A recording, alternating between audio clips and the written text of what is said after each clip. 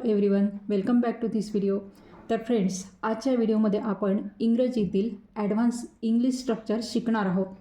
आता हे जे ॲडव्हान्स स्ट्रक्चर जे आपण शिकणार आहोत ते आपल्या रोजच्या बोलण्यातील मराठी वाक्यांमधूनच शिकणार आहोत. कारण ॲडव्हान्स स्ट्रक्चर म्हटलं म्हणजे काहीतरी वेगळं असेल असं तुम्हाला वाटेल, पण तसं नाही आहे. आपण ही जी वाक्य घेतलेली आहेत ती आपल्या रोजच्या बोलण्यातीलच मराठी वाक्य आहे. त्यामुळे त्या वाक्यांमुळे तुम्हाला हे स्ट्रक्चर कसं तयार केलं जातं ते समजण्यास अगदी सोपं जाईल. जसं की रोजच्या बोलण्यामध्ये आपण बऱ्याच वेळेला अशा प्रकारची वाक्य बोलत असतो की तेच तर मी म्हणत होतो, तिथेच तर मी जात होतो, किंवा म्हणूनच मी आज ऑफिसला गेलो नाही, किंवा तेव्हाच मी तिथे पोहोचलो, किंवा तो माझ्याशी असाच बोलला. अशा प्रकारची वाक्य आपण बऱ्याच वेळेला बोलत असतो. आता ही वाक्य बोलताना त्यामध्ये काळाची वाक्यसुद्धा असतातच. मग ही काळाची वाक्य तर आपण इंग्रजीत बनवू शकतो, परंतु तेच तर किंवा तिथेच तर, त्याच वेळेला किंवा तेव्हाच, या प्रकारे किंवा अशा प्रकारे, मग आता हे इंग्रजीत कसं बोलायचं याबाबत आपलं कन्फ्युजन होतं. तेव्हा आता हेच कन्फ्युजन तुमचं आजच्या या व्हिडिओमध्ये दूर होणार आहे. तेव्हा तुम्ही संपूर्ण व्हिडिओ स्किप न करता शेवटपर्यंत नक्की बघा. आणि व्हिडिओ जर आवडला तर व्हिडिओला नक्की लाईक करा, हाईप करा आणि आपल्या फ्रेंड सर्कलमध्ये हा व्हिडिओ शेअरसुद्धा करा. चला तर मग आता आपण सुरू करूया. तर इथे बघा, मी इथे घेतलेलं आहे तेच तर. यासाठी मग इंग्रजीत काय वापरायचं, तर त्यासाठी आहे दॅट्स व्हॉट. दॅट्स व्हॉट म्हणजे तेच तर. मग आता अशा प्रकारची वाक्य आपण बऱ्याच वेळेला बोलत असतो. जसं की मी इथे लिहिलेलं आहे, तेच तर मी म्हणत होतो, किंवा तेच तर मला माहिती नव्हते. मग आता ही वाक्य इंग्रजीत कशी बोलायची, तर इथे बघा, तेच तर मी म्हणत होतो. आता मी म्हणत होतो हे वाक्य जे आहे ते तर तुम्हाला बोलता येईल, कारण हे टेन्समधलं वाक्य आहे, काळातलं वाक्य आहे, इंग्रजीतल्या काळातलं. तेच तर मी म्हणत होतो म्हणजे भूतकाळामध्ये मी म्हणत होतो, म्हणण्याची क्रिया सुरू होते, म्हणजे पास्ट कंटिन्युअस टेन्समधलं हे वाक्य आहे, आय वॉज सेइंग. पण मग आता तेच तर यासाठी काय वापरायचं, तर इथे बघा, तेच तर यासाठी आपल्याला काय वापरायचं आहे, मग इथे दॅट्स व्हॉट. बघा अशा प्रकारे अगदी सोपं आहे. दॅट्स व्हॉट म्हणजे तेच तर. मी म्हणत होतो किंवा मी म्हणत होते, काही असलं तरी इथे काय येईल, दॅट्स व्हॉट. मीसाठी आय आणि म्हणत होतो म्हणजेच हा पास्ट कंटिन्युअस टेन्स आहे, म्हणून इथे येणार आहे that's what I was saying. इथे वर्बचं ING प्रत्यय असलेलं रूप येणार आहे, कारण चालू काळ आहे. That's what I was saying, तेच तर मी म्हणत होतो. आता बघा नेक्स्ट सेंटेन्स बघा, तेच तर मला माहिती नव्हते. आता तेच तर यासाठी आपण काय वापरायला शिकलो आहोत, आता दॅट्स व्हॉट म्हणजेच तेच तर. मग आता हे पुढचं जे सेंटेन्स आहे, मला माहिती नव्हते. मग आता नव्हते म्हणजेच हे निगेटिव्ह सेंटेन्स आहे, आणि माहिती नव्हते म्हणजेच हे पास्ट टेन्समधलं निगेटिव्ह सेंटेन्स आहे. मग आता याचं आपल्याला करता येते की मला माहिती नव्हते म्हणजे आय डिडंट नो. मग आता तेच तरसाठी आपण काय वापरणार, that's what I didn't know. अशा प्रकारे हे सेंटेन्स हे तयार होणार आहे. म्हणून आपण इथे काय घेणार आहोत, दॅट्स व्हॉट मला म्हणजेच काय आय. नव्हतेसाठी आपण इथे भूतकाळ असल्यामुळे सहाय्यकारी क्रियापद घेतो डीड आणि त्याला नॉट लावतो, म्हणजे त्याचं संक्षिप्त रूप डिडंट. आय डिडंट आणि माहिती म्हणजेच नो. इथे V1 फॉर्म आपण घेत असतो. That's what I didn't know, तेच तर मला माहिती नव्हते. अशा प्रकारचं बरंचसे वाक्य तुम्ही या तेच तर मी करत नव्हतो, अशा प्रकारे तुम्ही बरीच वाक्य रोजच्या बोलण्यामध्ये बोलत असतात. मग ती अशा प्रकारे तुम्ही बोलू शकता दॅट्स व्हॉटचा उपयोग करून. आता नेक्स्ट बघा, दॅट्स वेअर म्हणजेच काय, तिथेच तर किंवा त्याच जागी, अशा प्रकारे. आता इथे बघा, मी तिथेच तर जात आहे. आता इथे काय शब्द आलेला आहे, तिथेच तर. मग वाक्य काय आहे, मी जात आहे. मग मी जात आहे म्हणजेच हे वर्तमान काळातलं वाक्य आहे आणि चालू वर्तमान काळातलं वाक्य आहे. मी जात आहे म्हणजेच काय, आय एम गोईंग असं त्याचं येणार आहे. मग तिथेच तर किंवा त्याच जागी, मग तिथेच तर यासाठी तुम्ही काय वापरणार, दॅट्स वेअर. हे लक्षात ठेवायचं. तिथेच तर असा शब्द तुमच्या बोलण्यात आला मराठी वाक्यामध्ये, किंवा त्याच जागी मी जात आहे, तर तेव्हा काय वापरणार तुम्ही, दॅट्स वेअर. आणि हे जे वाक्य आहे ते टेन्समधलं तुम्हाला अर्थातच करता येतच असेल, म्हणून आपण इथे काय घेणार आहोत, दॅट्स वेअर म्हणजे तिथेच तर. That's where I am going, मी जात आहे म्हणजेच काय, आय एम गोईंग. बघा अशा प्रकारे अगदी सोपं आहे स्ट्रक्चर. त्यानंतर नेक्स्ट मी घेतलेलं आहे बघा, त्या दिवशी आपण तिथेच तर भेटलो होतो. बघा आता इथे आलेलं आहे तिथेच तर, पण मग वाक्य काय आहे, त्या दिवशी आपण भेटलो होतो. बघा मग आता हे जे वाक्य आहे टेन्सचं कोणतं वाक्य आहे, भेटलो होतो म्हणजेच पूर्ण भूतकाळातलं हे वाक्य आहे. त्या दिवशी तिथेच तर आपण भेटलो होतो. मग आता सुरुवातीला आपण काय घेणार आहे, तिथेच तर साठी दॅट्स वेअर, वेअर आणि आपण म्हणजेच काय, वी, आणि हे पूर्ण भूतकाळातलं वाक्य आहे म्हणून आपण इथे घेणार आहोत भूतकाळातलं सहाय्यकारी क्रियापद हॅड आणि मूळ क्रियापद भेटलोचं तिसरं रूप मेट. वी हॅड मेट, आपण भेटलो होतो केव्हा, त्या दिवशी. त्यासाठी आपल्याला घ्यायचं आहे दॅट डे. बघा, that's where we had met that day, त्या दिवशी आपण तिथेच तर भेटलो होतो, असं तुम्ही इंग्रजीतून बोलू शकता. त्यानंतर तिथेच तर मी तुला पहिल्यांदा पाहिले होते म्हणजेच काय, आपण असं सुद्धा म्हणत होतो की तेव्हा मी ओळखत नव्हतं पण तिथेच मी तुला पहिल्यांदा पाहिले होते. आता इथे तिथेच तर साठी आपण दॅट्स वेअर तर घेणारच आहोत आणि मी तुला पहिल्यांदा पाहिले होते. आता इथे सुद्धा हे जे वाक्य आहे हे कोणत्या काळातलं आहे, तर पूर्ण भूतकाळातलं आहे, पाहिले होते. म्हणून आता हे सेंटेन्ससुद्धा कसं तयार होणार आहे, दॅट्स वेअर, दॅट्स वेअर, मीसाठी आपण काय घेतो, आय, त्यानंतर इथे सुद्धा भूतकाळातलं सहाय्यकारी क्रियापद येणार आहे हॅड, नंतर क्रियापदाचं तिसरं रूप पाहिलेचं, पाहण्याचं, सीन. आय हॅड सीन, कोणाला पाहिलं होतं, तुला. आय हॅड सीन, तुला पाहिलं होतं केव्हा, तर पहिल्यांदा.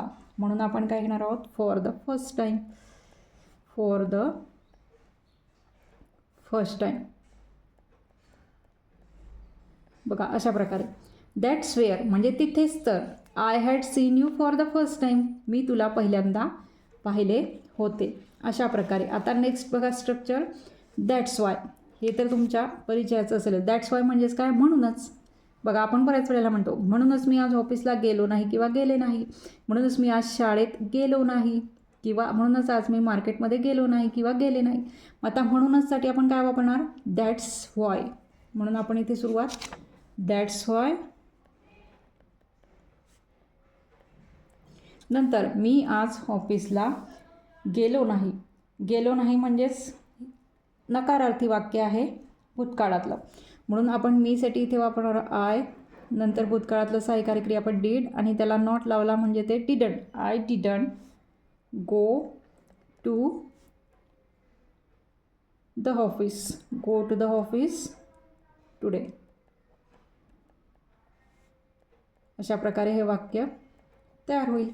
That's why I didn't go to the office today, म्हणूनच मी आज ऑफिसला गेलो नाही. किंवा नेक्स्ट बघा, म्हणूनच मी तिथे जात नाही. दॅट्स वाय म्हणजेच ते घेणार आहोत म्हणूनचसाठी, दॅट्स वाय मी तिथे जात नाही. आता इथे सुद्धा निगेटिव्हच वाक्य आहे, पण जात नाही म्हणजे जे वर्तमान काळातलं वाक्य आहे निगेटिव्ह. मग ते तुम्ही कसं करणार, आय डोंट, कारण वर्तमान काळामध्ये डू किंवा डज वापरतात, आपण डू वापरलं, डू नॉट वापरलं, जे संक्षिप्त रूप आपण घेतलं don't. I don't go there. अशा प्रकारे that's why I don't go there. आता मी एक गोष्ट इथे तुम्हाला सांगू इच्छिते की इथे दॅट्स वाय किंवा दॅट्स याचं हे दॅट्स हे जे संक्षिप्त रूप आपण इथे वापरलं आहे ते दॅट इज याचं आहे, दॅट इज वाय. म्हणूनच आपण इथे काय म्हटलं आहे, दॅट्स वाय. अशा प्रकारे हे लक्षात ठेवायचं. दॅट्स म्हणजेच काय, दॅट इज. त्यानंतर आता नेक्स्ट बघा, नेक्स्ट काय आहे, दॅट्स व्हेन म्हणजेच काय, त्याच वेळेला किंवा तेव्हाच. असं सुद्धा आपण बऱ्याच वेळेला, मी तेव्हाच तिथे पोहोचलो किंवा पोहोचले, किंवा अशी अशी घटना झाली होती, मी तेव्हाच तिथे पोहोचलो. आता तेव्हाच तिथे पोहोचलो, मी तिथे पोहोचलो, हे तर आपण बोलू शकतो इंग्रजीत काळ वापरून, पण तेव्हाच यासाठी मग काय वापरायचं, दॅट्स वेन, त्याच वेळेला किंवा तेव्हाच. मग आता म्हणजेच आपल्याला वेळेबद्दल जर बोलायचं असलं तर तेव्हा तुम्ही कशाचा उपयोग करू शकता, दॅट्स व्हेनचा. म्हणून आपण इथे घेणार आहोत तेव्हाचसाठी, दॅट्स व्हेन. पोचलो हे साध्या भूतकाळातलं वाक्य आहे, मी तिथे पोचलो म्हणजेच I reached. Past tense V2 form आपण घेणार आहोत, आय रिच, तिथे म्हणजेच देअर. बघा अशा प्रकारे अगदी सोपं स्ट्रक्चर आहे. That's when I reach there. मी तेव्हाच तिथे पोचलो.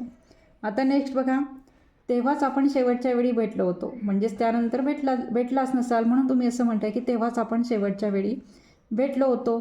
मग आता तेव्हाचसाठी आपण परत इथे काय वापरणार, दॅट्स वेन. म्हणून आपण इथे घ्यायचं आहे दॅट्स वेन.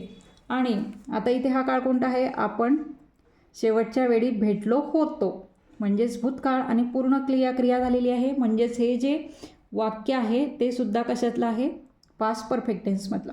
म्हणजे हे तुम्हाला जे वाक्य आहे आपण त्याच वेळेला किंवा तेव्हा त्यासाठी दॅट्स वेन वापरणार आहोत हे तर लक्षात ठेवायचंच. पण त्याच वेळेला हे जे नंतरचं सेंटेन्स असते ते सेंटेन्ससुद्धा कोणत्या काळातलं आहे, त्या काळानुसार तुम्हाला ते वाक्य तिथे बनवता आलं पाहिजे, तेव्हाच तुमचं ते स्ट्रक्चर बरोबर येणार आहे. म्हणजेच आपण इथे घेणार आहोत that's when we had,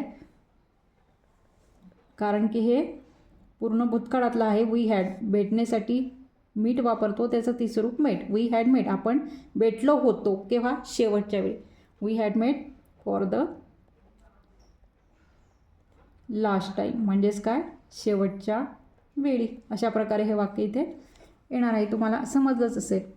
that's when we had met for the last time. तुम्ही हे तर वापरणार त्याच वेळेला किंवा तेव्हाच, परंतु हे जे नंतरचं वाक्य असते ते काळ ओळखून तुम्हाला त्या काळानुसार ते वाक्यसुद्धा बनवता यायला पाहिजे, हे महत्त्वाचं आहे. त्यानंतर आता नेक्स्ट बघा, दॅट्स हाऊ.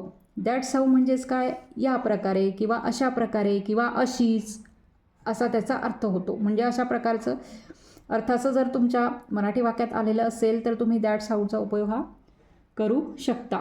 बघा आता, तो माझ्याशी अशा प्रकारे बोलला किंवा ती माझ्याशी अशीच बोलली, असं सुद्धा आपण. मग आता तो माझ्याशी बोलला याचं तर तुम्हाला येईलच, कारण हे तो माझ्याशी बोलला म्हणजेच काय, साध्या भूतकाळातलं हे वाक्य आहे. पण अशा प्रकारे त्यासाठी तुम्ही काय वापरणार माहिती आहे, दॅट्स हाऊ. म्हणून आपण इथे घेणार आहोत दॅट्स